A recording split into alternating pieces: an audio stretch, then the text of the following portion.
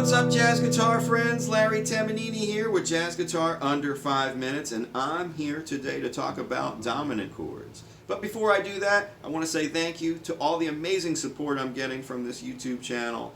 Close to 1,000 subscribers. Thank you so much to all the people that are tuning in, commenting, sharing these videos. I really appreciate it. And that's why I'm here to show my thanks, to talk about dominant chords today. I believe that dominant chords are the most important chord quality you're going to have to deal with if you are trying to play jazz guitar or jazz music. Now, why is that? Well, because the whole music, I believe, is built off of tension and resolution. And you have to be able to have some kind of tension. And if you don't know how to use dominant chords, you're not going to be able to properly build tension. The first dominant chord everybody learns is this, 1 fret G7. And you get the gist of what this chord does pretty quickly, right? It creates a lot of tension. What are you hearing over this? To me, I'm definitely hearing like something bluesy. Maybe like almost a George Thorogood kind of sound. Or even like some kind of Delta E kind of stuff, right? Whatever you hear, right, is right, I suppose. Anyway, the next step after you get used to playing those open chords, you might start barring chords. And then you get maybe something like this. This is a great chord, right? I got my root, my 5th, my 7th, right? Another 3rd, 5th, and my root. Okay, so then maybe I streamline this for jazz and I have this. This is a chord that everybody uses a lot. You got the root and the 7th on the bottom, you got the 3rd and the 5th on top. And once you start to learn some extensions from this, like maybe you have the 13th is the first one that I learned, it just kind of felt okay with my pinky going back and forth. And I was like, oh, that's kind of like, a Freddie the Freeloader sound. And then if I put that root note on top, now I have my 9th going back down to the root. So these chords, very bluesy kind of sounding, uptown chords. You hear them in R&B tunes, Motown tunes, and jazz music. They definitely have a real slick kind of sound.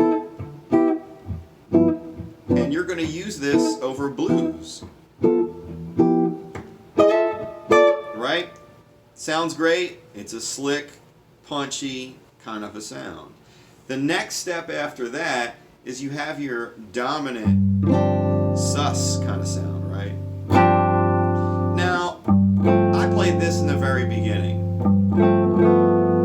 I believe that a suspended dominant is a huge aspect of playing jazz guitar.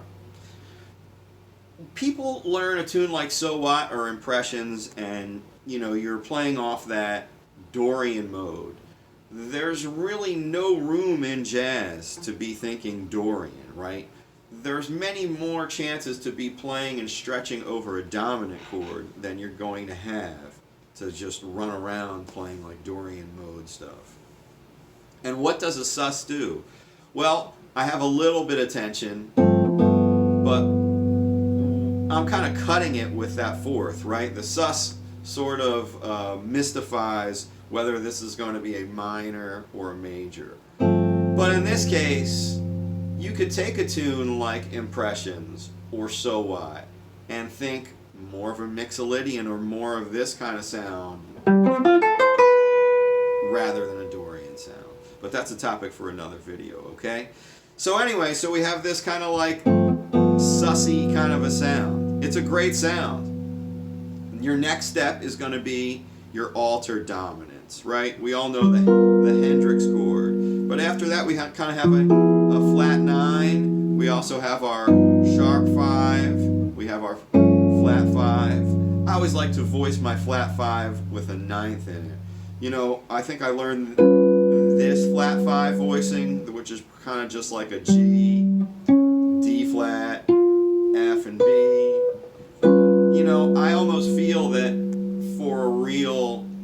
sharp 11 or flat 5 to really work. You kind of have to put it on top, or you have to find a way to get the natural 5th and the sharp and you know, the sharp 11 in there together, or else it just is kind of like, I don't know how to describe it. You're playing more of a sound like that, which is like some kind of Led Zeppelin vibes, which is cool too. Okay, so ideally you end up mixing all these together, right? You have to master your regular dominant chords, right? And then you sort of get used to playing these extensions. And